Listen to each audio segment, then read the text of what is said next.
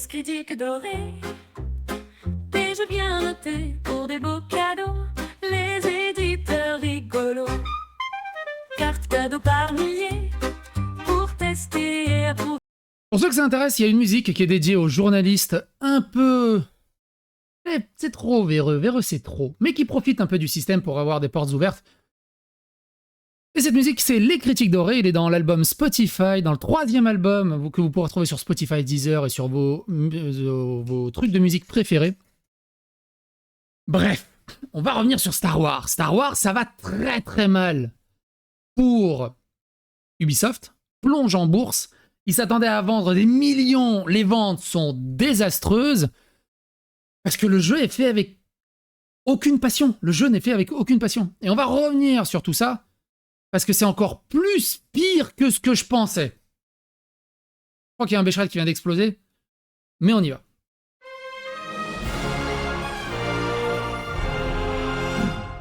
Attention, please. Comme je disais, hein, Spotify, n'hésitez pas, tous les liens dans la description. Merci pour votre soutien. Merci aussi à ceux qui s'abonnent à la chaîne. Hein. Merci, c'est très important. Merci à ceux qui deviennent membres également de la chaîne. Vous êtes plus de 320 à peu près actuellement. Grand merci pour votre soutien. Avant d'attaquer sur Ubisoft, il y a ça. Après qu'Alan Wake 2 n'a pas réussi à générer les bénéfices, les responsables principaux de la communauté du jeu demandent que les bigots soient retirés des communautés du jeu. Bah oui, ça a foiré, c'est à cause des joueurs toxiques. Si le jeu Alan Wake 2 a foiré, c'est surtout à cause du wokisme qu'ils ont intégré dedans. Il y en a quand même qui m'ont dit « Il n'y a aucun wokisme dans Alan Wake 2 !» Et ouais, Saga Anderson. Bah quoi, Saga Anderson, c'est parce qu'elle est noire, t'es raciste, t'es raciste, t'es raciste, t'es raciste, t'es raciste, t'es raciste, c'est parce qu'elle est noire, parce qu'elle est noire, parce qu'elle est noire. Non, parce que dans... Parce qu'à l'origine, elle était blanche. Et c'est pas parce qu'elle s'appelle Saga que c'est une référence à Saga Africa et qu'elle est noire, enfin... Ouais, t'es nul, Non, je connais mieux l'univers que toi. Et toi, soi-disant fan d'Alan Wake, tu savais pas qu'elle était blanche avant, Saga? Faites rire. Le directeur créatif de Star Wars Outlaw est un peu déçu par le métacritique. Il dit « La reconnaissance de la presse et des critiques est très importante pour nous, mais les joueurs se sentent vraiment connectés avec ce que nous avons fait. » 5.3. Ils se sentent très connectés, effectivement, ouais. C'est honteux. C'est honteux. Ce qui aurait pu sauver Concorde. Littéralement. Mais non. Pareil, j'ai fait qu'est-ce que c'est que ce jeu encore? C'est quoi ça? Une femme normale. Une femme selon les jeux vidéo occidentaux. C'est quoi ça? Qu'est-ce que ce truc? Alors, via l'algorithme, comme je vous ai dit dans la vidéo précédente, j'ai regardé pas mal de choses et l'algorithme m'a proposé cette vidéo de Goldoclack, que je vous laisse dans la description, où il revient sur Concorde et sur d'autres jeux un peu à gauche à droite, et son avis est très intéressant. On va pas revenir en détail dessus, mais c'est très très pertinent et c'est vraiment bien raconté. Et je sais que c'est pertinent parce que j'ai laissé un commentaire dans les commentaires. Et j'ai, vous ici, ah, ils sont, wow, psychédélique, c'est pour quand le live? Ouais, c'est pour quand? Ouais, c'est super, ça va être de la bombe, vous deux. Bon, ça a l'air d'être un mec très bien, il y a une très bonne communauté. Parce que d'habitude, quand je laisse un commentaire chez quelqu'un, je me fais insulter sur les 4 mots. Donc là, ça a l'air d'être un vrai. Goldoglass, je connaissais pas, hein, c'est l'algorithme qui m'a amené dessus. J'ai regardé 2-3 vidéos, c'est bien bien cool. Il fait de la news autour du jeu vidéo, autour du wokisme. C'est très intéressant. Et dans le même sens, il y a Django. Je connaissais pas non plus, hein, parce que je cherchais plein d'infos sur Star Wars. Il a fait une excellente vidéo sur l'échec commercial d'Ubisoft. Peu de ventes. Et lui, il revient un peu plus en détail sur la technique aussi, qui est très intéressante. Il revient un peu plus en détail sur la technique, je sais plus à quel moment, c'est là. Sur la technique où les gens disent « Ouais, t'as vu comment c'est beau ?» alors qu'en fait, c'est juste dégueulasse.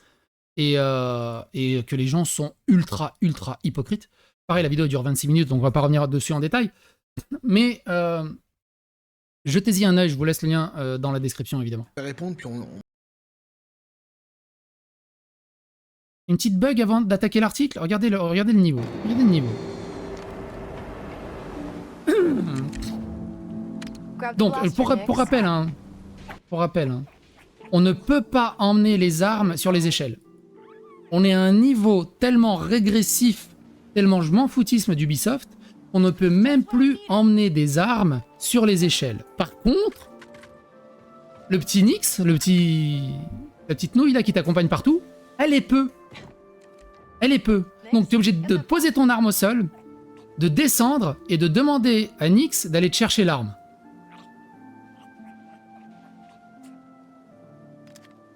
Je vous rappelle qu'elle sait pas nager non plus, l'héroïne. Ah oui, ça aussi c'est un bug incroyable. En mode photo, l'animation continue de bouger. Normalement, tout est figé en mode photo. Hein. En mode photo. C'est trop cringe. Et même les infiltrations sont ratées. L'IA est tellement mauvaise qu'elle arrive à te voir même derrière les objets. Et regardez comment il règle ça. Ce jeu est une catastrophe. Ce jeu est une catastrophe en termes de game design et en termes de finalité, de peaufinage. Il est amateur. Il est extrêmement amateur. C'est d'un amateurisme hallucinant. Ça peut pas être l'équipe principale qui a fait ce jeu, c'est pas possible. C'est une équipe B. C'est une équipe B qui a fait ce jeu. Tout est dégueulasse. Les animations sont dégueulasses, les bugs sont dégueulasses, les mécaniques de jeu sont dégueulasses, les idées sont dégueulasses. Tout est dégueulasse. Il y a 2-3 trucs sympas. Mais globalement, c'est dégueulasse. Là, pareil, dans la cinématique, t'as la bouche qui bouge. Dans le jeu, la bouche bouge pas quand il parle. Et c'est tous ces petits détails. Il y a des joueurs qui vont dire « Ouais, mais on s'en fout, c'est des petits détails. » Non, justement, le diable se cache dans les petits détails. C'est ça qui fait l'apanage des grands jeux. Les couilles qui se rétrécissent dans Red Dead Redemption 2, ça sert à rien. Mais c'est ce qui fait un grand jeu. Point. Et la bourse, ça va pas. Et moi, c'est... Brrr, ils ont perdu 25% en 6 mois. Ils ont perdu 36% sur l'année. Ils ont perdu 46% sur l'année. Ils ont perdu 80% de valeur boursière sur 5 ans. Ils sont revenus... Je sais pas si vous vous rendez compte, ils sont revenus en 2000. Ils sont revenus en 2000. Ils ont perdu 24 ans de marché boursier. Et si Assassin's Creed ne revient pas et ne tabasse pas, ça va être très compliqué pour Ubisoft. Parce qu'ils attendaient beaucoup là-dessus. Écoutez ce passage. Blablabla. L'accueil de Star Wars Outlaw est pour le moment mitigé. Si le Metacritic n'est pas alarmant avec un score de 76 sur 100, pour moi c'est très alarmant un Metacritic de 76 sur 100. Ubisoft... Putain, les bots en ce moment, c'est un truc de ouf. Ubisoft s'attendait peut-être à plus. En revanche, si l'on regarde l'avis des joueurs, c'est beaucoup moins glorieux. Parce que le titre de Massive n'obtient que 4,6 sur 10. Une note à relativiser en raison de nombreux 0 ou 1 qui s'apparentent davantage à un review bombing de la part de certains nombres d'utilisateurs. Les 0 ou 1 sont juste mérités. Hein. Sont juste mérités. Au bout d'un moment, un élève qui est habitué à être un putain de bon élève et d'un coup qui fait plus rien, qui est en mode dilettante, bah il faut le saquer au bout d'un moment, il faut le punir au bout d'un moment. C'est des punitions qui sont légitimes. Mais il semblerait que Star Wars Outlaw ait fait chuter encore Ubisoft en bourse, avec une perte dépassant les 10% quelques jours après le lancement. Et c'est la cata étant donné que l'action, qui a déjà reculé de plus de 30% depuis le début d'année, a atteint son niveau le plus bas depuis 2015. Est-ce entièrement la faute de Star Wars Outlaw? Non, comme on peut le voir, mais la baisse après le lancement du jeu est bien réelle et serait donc directement liée. Les bureaux d'études d'UBS s'est d'ailleurs dit préoccupé de voir les notes attribuées par les joueurs et pense que l'objectif initial des 10 millions de ventes est compromis.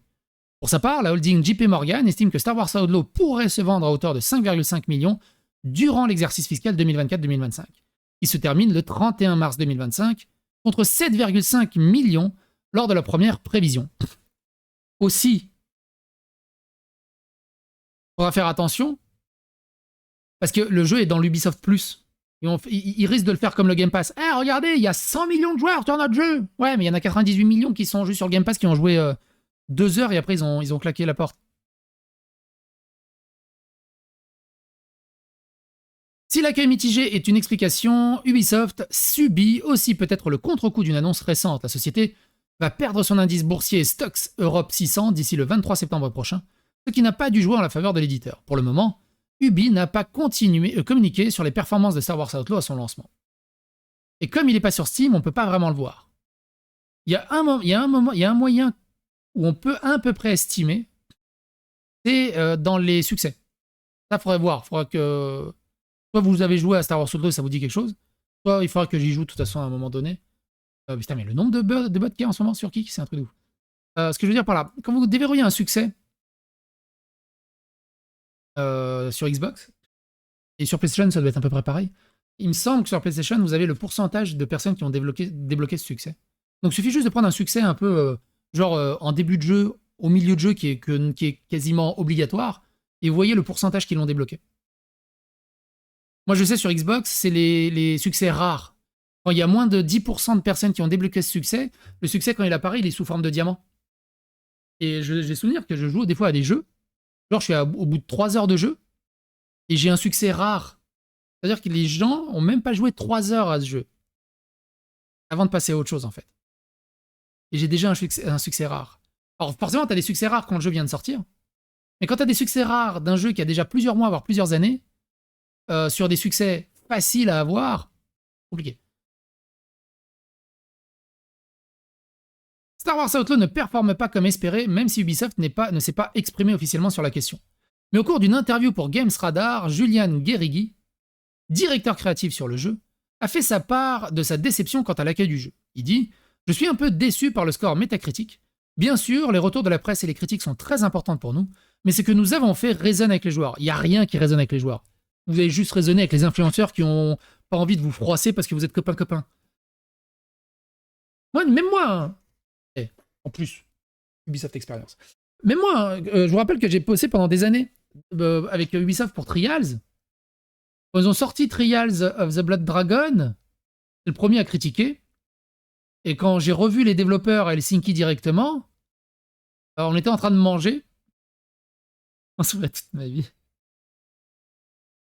C'est un peu de la merde votre jeu, on est d'accord que c'est un peu de la merde. C'est ni fait ni à faire, enfin, c'est nul. Ok, c'est un petit jeu spin-off où vous vous concentrez pas sur un gros jeu, mais la merde. Je leur dis directement. Et je m'en souviens toute ma vie, il y avait un développeur.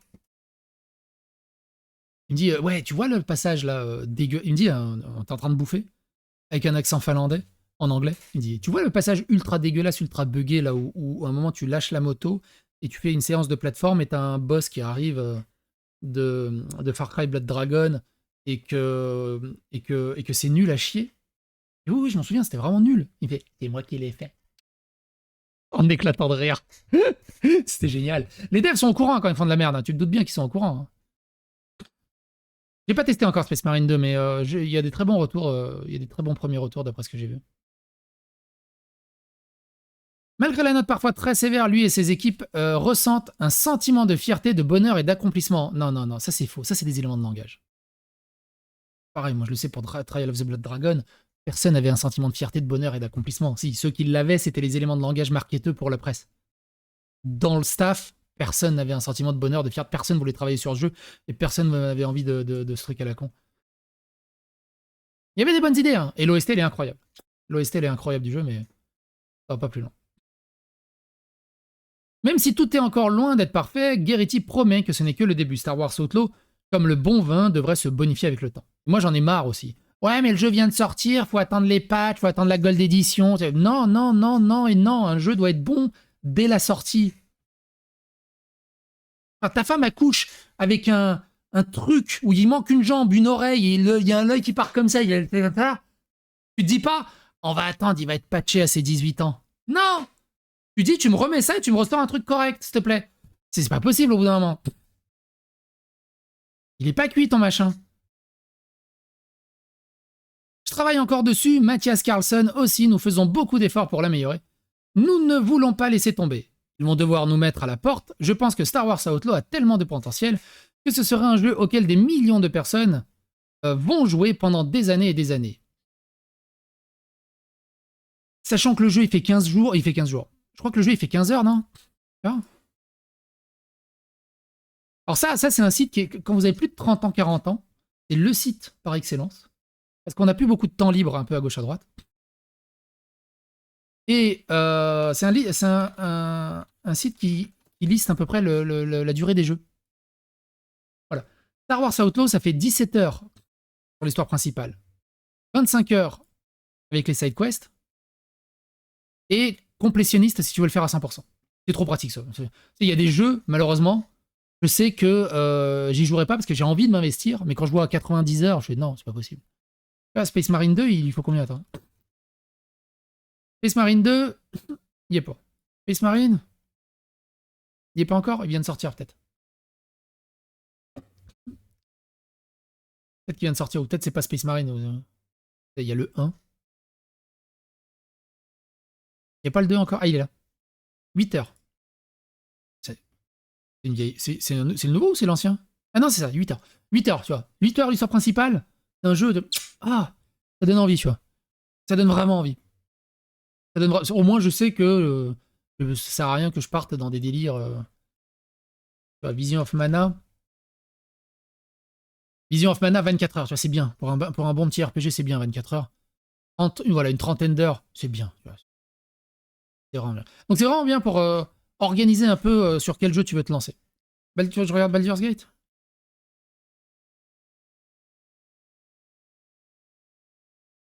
Baldur's Gate 3, ah, c'est trop, tu vois. C'est pour ça que je peux pas aller sur Baldur's Gate.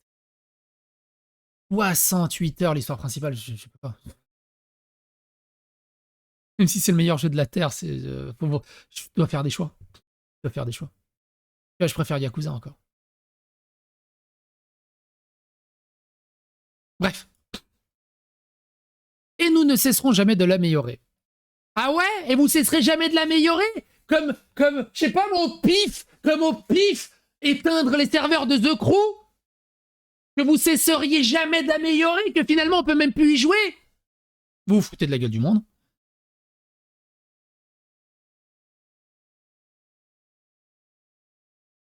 Faut voir le rapport temps de jeu prix. C'est un gros débat, ça. Bon, je peux pas être d'accord avec toi à 100% là-dessus. Bon, ok, c'est un mensonge, rire. Ah bon, ça ouf, c'était un mensonge. Ah, mais eux, ils y croient pas en fait. Nous n'arrêterons probablement de l'améliorer un jour ou l'autre, mais aujourd'hui, ce sera notre attention.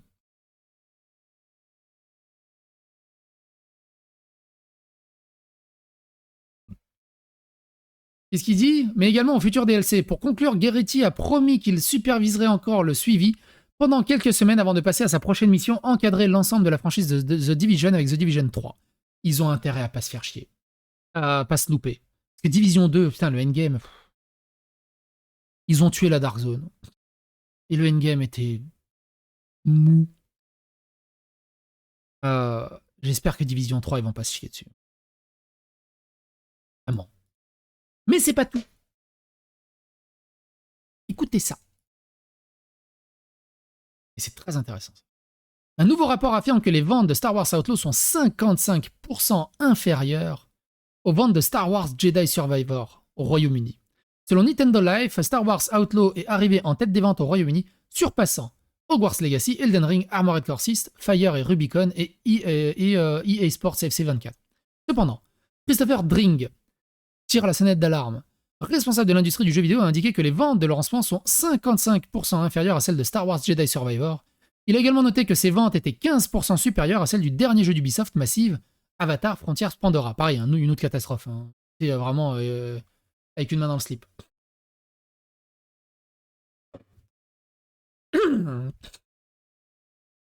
Dans un commentaire complémentaire, il a ajouté « Il s'avère donc qu'il peut y avoir des données manquantes dans les chiffres physiques. Il faut donc la peine d'attendre la fin de la semaine lorsque les statistiques numériques seront disponibles, ce qui est généralement vrai. Cependant, d'autres données indiquent que Star Wars Outlaw ne se vend peut-être pas très bien du tout. Mais c'est pas ça qui m'intéresse. Il y a un moment, c'est Yves Guillemot qui parle. C'est où déjà? Parce que tout ça, c'est un peu blablabla, Concorde et blablabla. Tout ça, on l'avait vu dans les précédentes vidéos.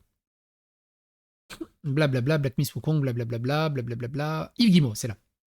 Écoutez ce paragraphe. Il a demandé « Quand je regarde les prévisions pour le deuxième trimestre et si je suppose que le catalogue du deuxième trimestre sera similaire à celui du premier trimestre, cela devrait atteindre 200 à 230 millions d'euros, ce genre de fourchette, pour la nouvelle sortie de Star Wars Outlaw. Quand je regarde le prix de 70$ et que je suppose ce que vous pourriez en tirer, j'en arrive à environ 5 millions d'unités. Quelque chose dans ce genre de fourchette. C'est d'abord, ou pourrais-je me tromper après avec cette réflexion? Deuxièmement, Êtes-vous simplement assez conservateur dans vos prévisions parce que je suppose qu'au vu de l'intérêt suscité par ce jeu, nous aurions pu penser qu'il y aurait plus de 5 millions d'unités. Donc ça, c'est pendant l'exercice... Attends. C'est la question qui a été posée, je crois, par les administrateurs. Par les administrateurs. Par les... Oui, c'est ça qu'on dit, par les administrateurs. Et Yves Guillemot a répondu. Nous ne pouvons pas commenter les chiffres que vous citez, mais nous avons pris en compte un lancement solide pour Star Wars Outlaw. Solide, hein, donc... l'air, qui reflète le fait qu'il fait partie des jeux les plus attendus de l'industrie cette année, et un sentiment très positif de la part de la communauté. Je l'ai pas vraiment vu, hein, le sentiment très positif de la part de la communauté. Tout ça, c'est des éléments de langage. Nous avons également mis en place la plus grande campagne marketing jamais réalisée pour un jeu Ubisoft. Et le jeu se vautre. Le jeu se vautre. Tout ce qui va leur... Le seul truc qui va leur sauver les miches, c'est la campagne marketing bullshit sur l'état du jeu. Et des gens vont acheter sans connaissance de cause. Plus qu'ils soient dans le Ubisoft Plus. Ce que nous avons pris en compte au deuxième trimestre. Suite à la sortie de Star Wars Outlaw, le marché a mal réagi. L'action de la société a chuté de 10% au cours des 5 derniers jours pour atteindre au plus bas 15 €. C'est d'une tristesse absolue. Une tristesse absolue. Et vous, qu'est-ce que vous en pensez de tout ça? N'hésitez pas à donner votre avis et votre opinion dans les commentaires. Et à bientôt pour d'autres aventures.